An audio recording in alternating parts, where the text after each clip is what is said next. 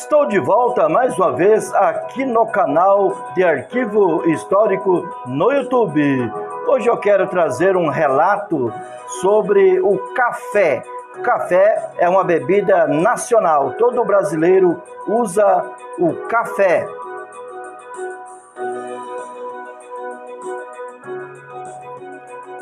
Você já deve ter percebido que o consumo de café é muito difundido no Brasil. Não é por acaso que nos referimos ao café da manhã ou o café da tarde, mas você já se perguntou alguma vez como foi a origem do consumo e da produção do café no Brasil? A origem do café no Brasil encontra-se no século XVIII. As primeiras mudas de café foram plantadas ainda pelos idos de 1720, na província do Pará. A pessoa que teria trazido as primeiras sementes do café para o Brasil foi Francisco de Melo Palheta, após a viagem à Guiana Francesa. O café já era consumido desde a antiguidade, quando os habitantes da Etiópia, na África, passaram a conhecer a planta. Depois disso, persas e árabes entraram em contato com esse hábito de consumo, passando o café a ser cultivado em várias partes do mundo. Alguns setores da sociedade europeia possivelmente passaram a beber café depois do século XVII, hábito que se expandiu rapidamente pelos continentes. Esse aumento do consumo do café na Europa e depois nos Estados Unidos explica até certo ponto o crescimento da produção do café no Brasil. A partir do início do século XIX, as primeiras grandes lavouras de café surgiram na Baixada Fluminense e no Vale do Rio Paraíba, nas províncias do Rio de Janeiro e de São Paulo. Então, na sequência deste vídeo, nós vamos relatar mais detalhes sobre esta preciosa bebida que é o café.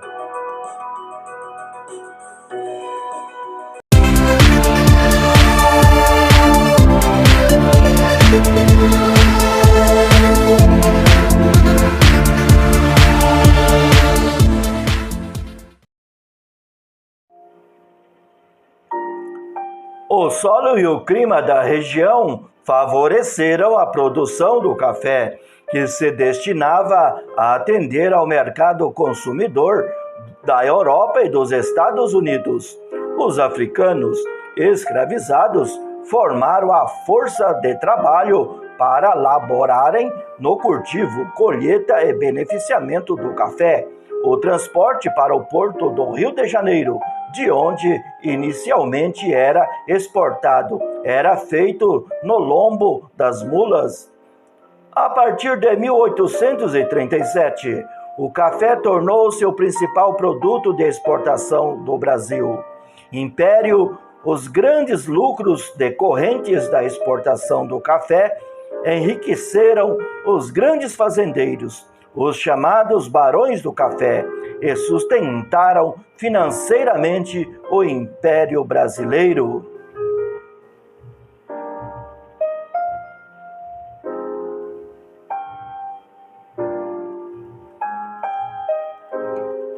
Um processo de modernização da sociedade também foi possível graças aos lucros conseguidos com a exportação do produto. Ferrovias foram construídas para transportar de forma mais rápida o café das fazendas para os portos, principalmente o Porto de Santos, em São Paulo.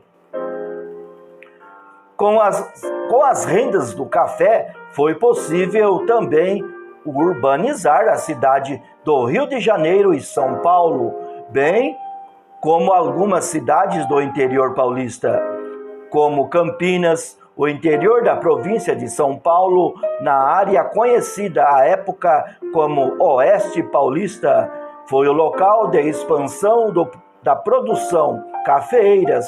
após a decadência das lavouras do Vale do Paraíba. A existência da chamada Terra Roxa, muito fértil, garantiu o aumento da produção nessa região. A produção do café dependeu intensamente de forças de trabalhos escravos. O tráfico de escravos entre a África e o Brasil intensificou-se, apesar das ações da Inglaterra para impedi-lo. Por outro lado, as rendas provenientes da produção e comercialização do café permitiram uma diversificação da economia urbana. No Rio de Janeiro e São Paulo, surgindo novos grupos sociais como operários e a chamada classe média. O café foi a principal mercadoria da economia brasileira até a primeira metade do século XX, quando a intensificação da industrialização desbancou-o enquanto força econômica principal. Você percebeu quanta história está por trás de um cafezinho? A produção do café no Brasil expandiu-se a partir da Embaixada Fluminense e do Vale do Rio Paraíba, que atravessava as províncias do Rio de Janeiro e de São Paulo. A cafeicultura no Brasil beneficiou-se da estrutura escravista do país, sendo incorporada ao sistema plantation, caracterizados basicamente pela monocultura voltada para a exportação, a mão de obra escrava e o cultivo em grandes latifúndios. Nessa região do Brasil, a produção cafeeira beneficiou-se do clima e do solo propício ao seu desenvolvimento. O fato de ser rota de transporte de mercadoria entre o Rio de Janeiro e as zonas de mineração contribuiu também para a adoção da lavoura cafeeira, já que parte das terras estava desmatada. Facilmente, inicialmente, a introdução das roças de café e beneficiamento, o escoamento da produção através das estradas existentes.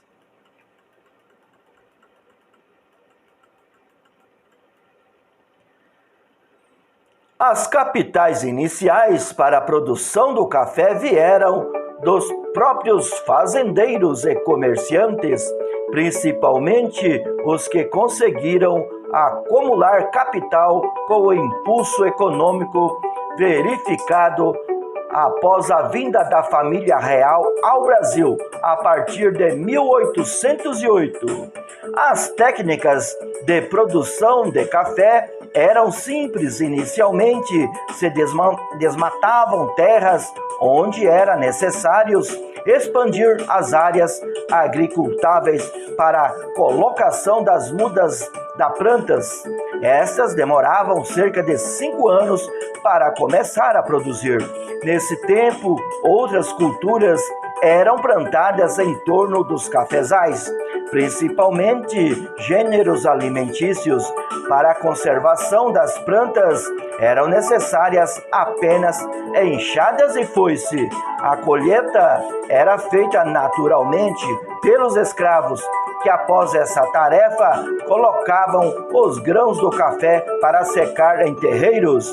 Uma vez seco, o café era beneficiado retirando-se os materiais que revestiam o grão através de monjolos, máquinas primitivas de madeiras formadas por pilões, socadores movidos à força da água. Após esse processo, o café era transportado nos lombos das mulas para o porto do Rio de Janeiro, de onde era exportado. Mas o aumento da produção cafeeira e os lucros decorrentes dela levaram ao início do processo de modernização da economia e da sociedade brasileira. Um dos exemplos mais marcantes dessas modernizações esteve na construção de ferrovias para o transporte do café, o que aumentou a velocidade do transporte e interligou algumas regiões do Império, principalmente após a expansão das lavouras para as terras roxas, localizadas no chamado Oeste Paulista, intensificada após a década de 1860. Tal situação levou ainda ao fortalecimento do Porto de Santos como principal local de escoamento da produção.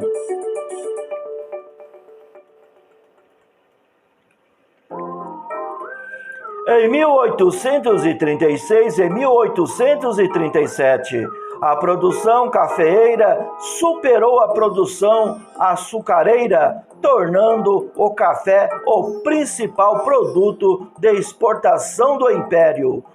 Os grandes latifundiários produtores de café, os chamados barões do café, enriqueceram e garantiram o aumento da arrecadação por parte do Estado Imperial. Surgiram ainda os chamados comissários do café, homens que exerciam a função de intermediários entre os latifundiários e os exportadores.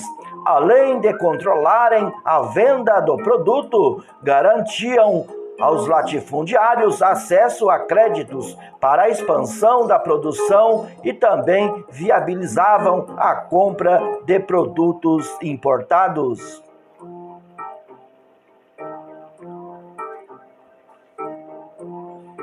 O café foi, dessa forma, um dos principais esteios da sociedade brasileira do século XIX e início do século XX, garantiu o cúmulo de capitais para a urbanização de algumas localidades do Brasil, como Rio de Janeiro, São Paulo e cidades do interior paulista, além de prover inicialmente os capitais necessários ao processo de industrialização do país e criar as condições para o desenvolvimento do sistema bancário.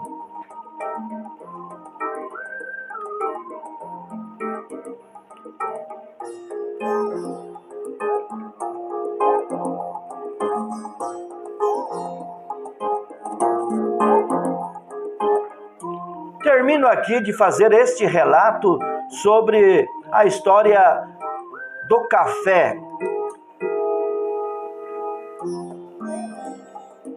O meu nome é Frutuoso Garcia Nantes, daqui da cidade de Nova Andradina, no estado do Mato Grosso do Sul, tomador de café. Até uma próxima oportunidade.